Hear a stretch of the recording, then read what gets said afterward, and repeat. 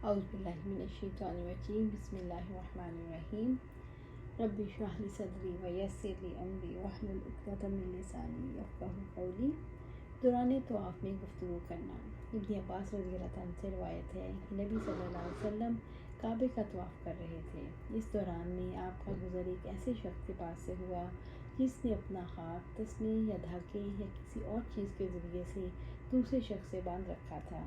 نبی صلی اللہ علیہ وسلم نے اسے اپنے ہاتھ سے کاٹ دیا، پھر فرمایا ہاتھ پکڑ کر اسے لے چلو۔ جب دوران طواف کسی سے بندھا ہوا تسمہ یا ناپسندیدہ چیز دیکھے تو اسے کاٹ دے۔ ابن عباس رضی اللہ عنہ سے روایت ہے کہ نبی صلی اللہ علیہ وسلم نے ایک شخص کو کعبہ کا طواف کرتے ہوئے دیکھا کہ وہ رسی یا کسی اور چیز سے بندھا ہوا تھا۔ آپ نے اسے کاٹ دیا۔ کوئی برہنہ آدمی بیت اللہ کا طواف نہ کرے اور نہ کوئی مشرک حج کو آئے۔ ابو ہریرہ رضی اللہ عنہ سے روایت ہے کہ حجۃ الوداع سے قبل آپ صلی اللہ علیہ وسلم نے حضرت ابوبکر رضی اللہ عنہ کو ایک سال امیر حج بنایا۔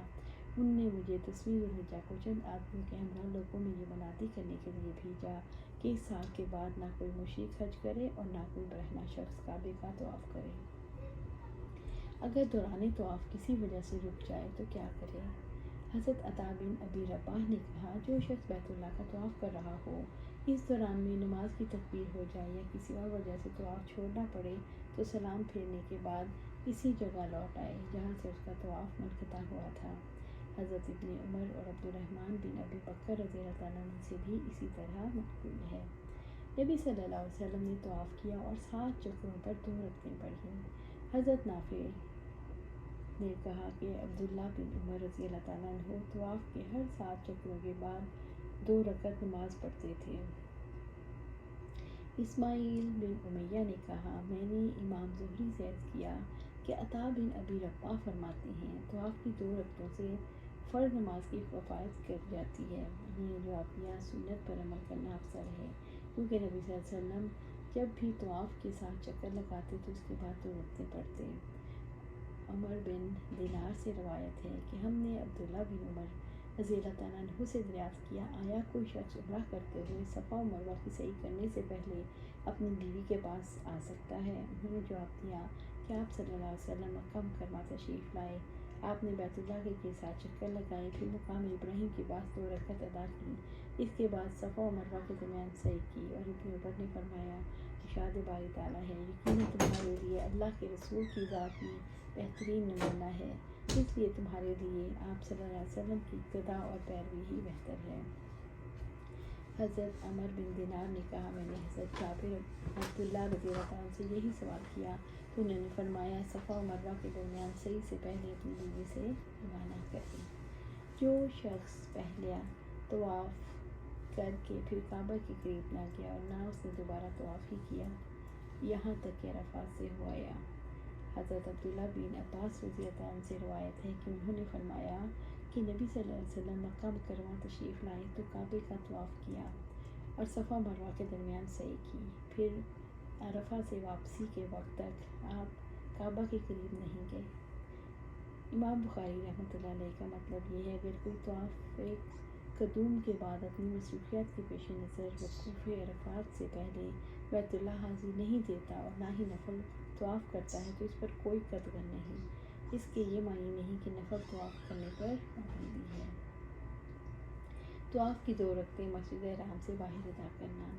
عمر رضی اللہ عنہ نے طواف کی 2 رکعتیں حرم کے باہر جا کر ادا کی۔ سلمہ رضی اللہ عنہ سے روایت ہے، انہوں نے فرمایا کہ آپ صلی اللہ علیہ وسلم سے اپنی بیماری کے متعلق شکایت کی۔ ایک دوسری سند کے ساتھ یہ روایت اس طرح ملتی ہے کہ نبی صلی اللہ علیہ وسلم کی زوجہ محترمہ سلمہ رضی اللہ عنہ نے کہا، جب آپ مکہ مکرمہ میں تشریف فرما تھے، وہاں سے روانگی کا ارادہ فرمایا، میں سلمہ بھی روانہ ہونا چاہتی تھی لیکن بیت اللہ کا طواف نہیں کیا تھا، تو آپ صلی اللہ علیہ وسلم نے ان سے فرمایا، جب نماز فجر کھڑی ہو جائے تو تم اپنے اونٹ پر سوار ہو کر طواف کر لو جب کہ لوگ نماز پڑھ رہے ہوں۔ چنانچہ انہوں نے ایسا ہی کیا اور حرم سے باہر نکلنے تک طواف کی نماز نہیں پڑھی۔ مقام ابراہیم کے پیچھے طواف کی 2 رکعت ادا کرنا۔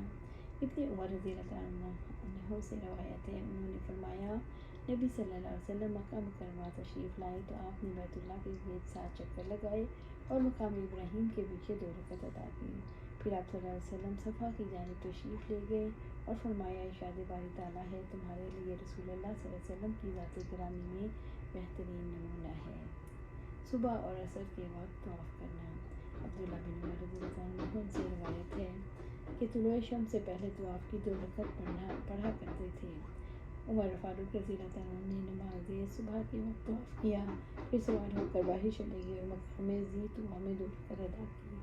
عائشہ رضی اللہ عنہ سے روایت ہے کہ کچھ لوگوں نے صبح کی نماز کے بعد طواف کیا، پھر وائس کے پاس بیٹھ گئے۔ جب سورج طلوع ہوا تو کھڑے ہو کر نماز طواف پڑھنے لگے۔ اس پر عائشہ رضی اللہ عنہ نے فرمایا یہ لوگ بیٹھے رہے اور جب نماز کے لیے وقت مقرر شروع ہوا تو انہوں نے اٹھ کر نماز پڑھنا شروع کر دی۔ حضرت عبداللہ بن عمر رضی اللہ عنہ سے روایت ہے انہوں نے کہا میں نے نبی صلی اللہ علیہ وسلم کو طلوع آفتاب اور غروب آفتاب کے وقت نماز سے منع کرتے ہوئے سنا۔ عبدالعزیز بن رفیع سے روایت ہے انہوں نے کہا میں نے حضرت عبداللہ بن زبیر رضی اللہ عنہ کو دیکھا کہ نماز فجر کے بعد طواف کرتے اور 2 رکعت پڑھتے۔ عبدالعزیز ہی سے روایت ہے انہوں نے کہا کہ میں نے عبداللہ بن زبیر رضی اللہ عنہ کو دیکھا کہ وہ عصر کے بعد 2 رکعت پڑھتے۔ عائشہ رضی اللہ عنہ کے حوالے سے حدیث بیان کرتے تھے کہ نبی صلی اللہ علیہ وسلم جب حضرت عائشہ رضی اللہ عنہ کے گھر داخل ہوتے تو عصر کے بعد 2 رکعت ضرور پڑھتے۔ بیماری کی حالت میں سوار ہو کر طواف کرنا۔ ابن عباس رضی اللہ عنہ سے روایت ہے کہ آپ صلی اللہ علیہ وسلم نے اونٹ پر سوار ہو کر بیت اللہ کا طواف کیا۔ آپ جب بھی حجر اسود کے پاس سے گزرتے اپنے دست مبارک میں پکڑی ہوئی کسی چیز سے اس کی طرف اشارہ کرتے اور اللہ اکبر کہتے۔ ام المومنین حضرت ام سلمہ رضی اللہ عنہ سے روایت ہے انہوں نے کہا میں نے آپ صلی اللہ علیہ وسلم سے عرض کی کہ میں بیمار ہوں تو آپ نے فرمایا سوار ہو کر لوگوں کی پچھلی جانب سے بیت اللہ کا حج کر لو، طواف کر لو۔ چنانچہ میں نے اس طرح اپنا طواف مکمل کیا جبکہ آپ صلی اللہ علیہ وسلم بیت اللہ کی ایک جانب کھڑے نماز پڑھ رہے تھے اور آپ بحالت نماز سورہ طور کی تلاوت کر رہے تھے۔ اللہ سبحانہ تعالیٰ سے دعا ہے کہ ہمیں قرآن و سنت پر عمل کرنے کی توفیق دے اور اس پر جمع دے اور ہمیں جنت الفردوس کے اعلیٰ مقام پر جگہ عطا فرمائے۔ آمین یا رب العالمین۔